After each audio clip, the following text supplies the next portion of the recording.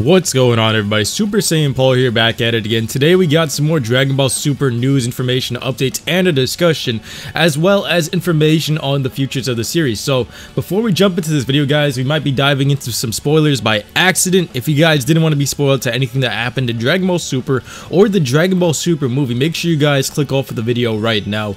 Also, if you guys are here, smash that like button, subscribe, as well as turn on notifications, because we're about to have a grand comment section right now. We're about to have so many cool discussions that are about to drop, so can't wait for you guys all to join us, and here we go. So with the Dragon Ball Super movie coming out, and we've already discussed this a few times on the channel, if you guys haven't, make sure you guys go check out the previous videos. It's mainly like revolving around the Saiyans, and what we knew from when Dragon Ball Super was still being made every week, because this is the first week since it's not being made, Dragon Ball Super episode 132 was supposed to be technically the bridge between where the Tournament of Power ended and the new arc. Remember, the arc that was rumored to happen was the planet Sadala arc, because he was supposed to go back. The squad, Goku, Vegeta, and the rest of the squad, or at least Goku and Vegeta, were supposed to go back and visit Cabba's planet, because not only did we get these new Saiyans introduced to them in the Tournament of Power, we witnessed in 48 minutes these guys become some of the strongest beings in the universes. So it's one of the craziest things to see how fast these Saiyans have in terms of like power scaling and stuff like this, and Vegeta constantly like betting on the pride of the Saiyans to win these battles. And not only that, he mentioned even at the final episode, in episode 131, the Saiyans have no limits and that they're going to constantly break them if they do, and all of these good things about the Saiyans. So with the Saiyans having the most hype right now, it would have made sense for them to go to the new planet and see what these Saiyans are like, see what the King is like, and see how Vegeta connects to these characters as well as Goku.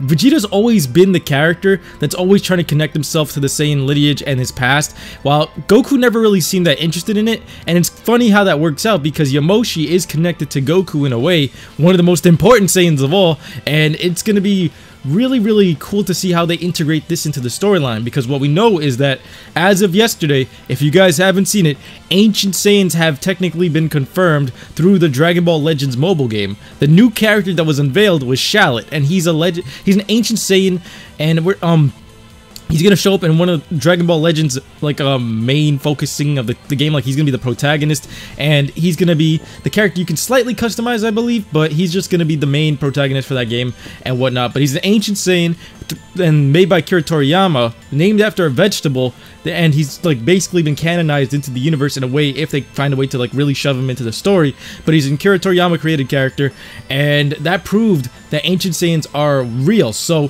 where episode 132 would have led us is that, one, it would have bridged us between the arcs. Either they had two choices here, which this kind of counts as the movie as well, but here we go. At 132, after the Tournament of Power ended, what they should have done is bridged it into the new arc. Now, usually they do this through filler or starting to show us hints of the new bad guy, or people from the other universe show up, and it would have been cool, because like there's always someone watching the shadows or something going on behind the scenes that you never know. And then technically the movie could be considered episode 132.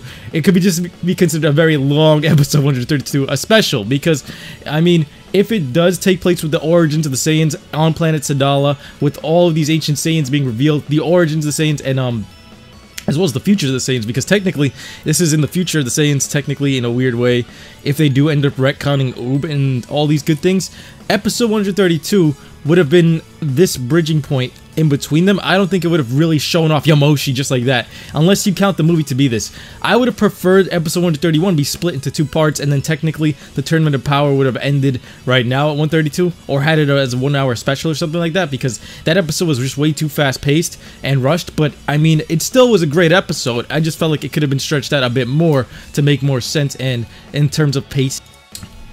Remember moments like when the Goku Black arc ended? We had like a little bit of a filler arc, including like the baseball episode and the Arale episode that happened in between. I would have seen that happening right here, and then 132 to probably like 150 or 160 would have been nothing but filler, and then we get the Sadala arc. So tell me in the comment section below, guys, are you guys happy that we're not getting a filler arc? Instead, we get a break or a hiatus, and then maybe the show will continue later on with a different brand name, or they might continue right off where they left. It's still technically at this point it's ended, but they may continue through the same brand name because they're really strengthening it through the movie.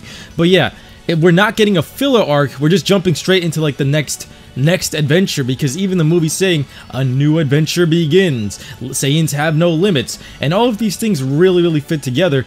If we look at what we got on the drawing board, we have the origins of the Saiyans, planet Sadala, ancient Saiyans, the futures of the Saiyans, Goku and Vegeta meeting whoever because they're gonna run into this new Saiyan eventually, mastered Ultra Instincts, survival if anything, if it comes back. All of these good elements are going to be shown in this new movie. So technically, if you look at it, episode 132 is technically the movie in a very stretched out manner. Like, I would have liked episode 131 to be like this, but for now, the movie is technically episode 132 in an entire arc, or at least the beginning of an arc set up here. Now, let's say Dragon Ball Super was to continue after the movie finished airing. It would probably do the same thing they did before, with Dragon Ball Z's movies being converted into into the show. Like with Battle of Gods and Resurrection F, what we had gotten was, remember, they redid the arc in the show and they kind of continued anything that we missed details on. I honestly hated that. I really did not like the Frieza arc especially. I mean, the first arc, Battle of Gods, it was alright. It was a lot of hype for the show and everything returning, but the Frieza arc, we really didn't need it so soon, and it just was like one of the most poorly done things ever. And I'm really hoping that they dodge this and don't do this in the new show, because one thing that we all really don't like is, one, if they redo that, one, the movie just came out, so why would you want to redo that? And two, the animators themselves get bored of this stuff, and they're not even as hyped because it's not new content. They know that they're just creating filler. They know that it's not really an ambitious project. They know that it's just being milked for money, so why would they want to do that? Now that also can be considered as heavy filler right there with the movie arcs. But tell me guys in the comment section, if they did random filler episodes, would you guys have continued to watch the show? Now me, I normally watch most of the filler arcs anyway, most of the filler stuff. The only filler stuff that I did not like out of the entire Dragon Ball Super series was mainly Frieza arcs and the Frieza arc and Ribery Ann's moments in the Tournament of Power. I think those are the only moments I just clicked off the episode, because every other thing they managed to keep it entertaining. What Dragon Ball does have is some of the most entertaining characters ever. I love the baseball episode and stuff of that nature, and it was just amazing to see how they were able to keep me engaged during the filler arc. So episode 132, as long as they're not recapping the movie, I would have been fine with it being anything else if it was just them hanging out, the Dragon Ball gang just hanging out. I have no problem with that. There was something magical about the first few Dragon Ball Super episodes, especially with the Goten and Trunks adventures, which I was hoping they would have probably thrown in here too, because we haven't seen them in how long in the Tournament of Power. They become irrelevant, and they've been watching over the animals and stuff. But who here isn't a fan of Goten and Trunks' little adventures? I loved their whole adventures for the cosmetics and stuff in the beginning of Dragon Ball Super, so I wouldn't have mind seeing that. Honestly, it's not that bad compared to some of the things you could have gotten, and it's not like Naruto flashback episodes, which they basically kind of did in their own way with the movie stuff. So tell me what you guys think. Would you guys have rather a filler arc? Would you guys have rather them just put the movie redone in episode 132 and beyond and continue the series and pretend like they never ended this show right here at 131 anyways? I would really like to read your comments and see how this works out in the comment section below.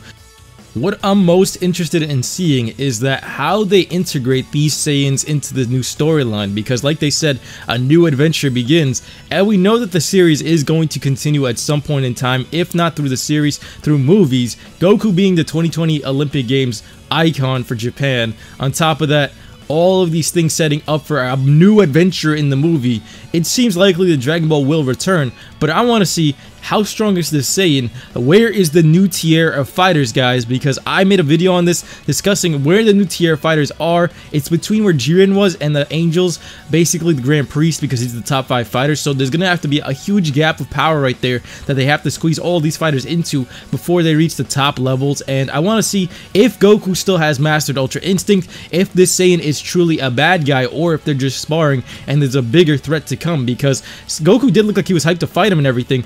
It's just not clear if this guy is 100% evil, because he is an Ancient Saiyan, if anything, and they confirmed that Ancient Saiyans exist, but will this be one of the threats to Earth, or will it be something that's going to turn into an alliance for them in the future? Because you can't always count these things as bad things happening to the team. I mean, majority of the bad or antagonists that show up on the show, minus Zamasu, especially in Dragon Ball Super, most of them turned into good guys. Beerus turned into a good guy. Frieza turned into a good guy. Hit turned into a good guy in some way, shape, or form. Then you had the Goku Black arc, not necessarily in that form. That was the only one that didn't work out.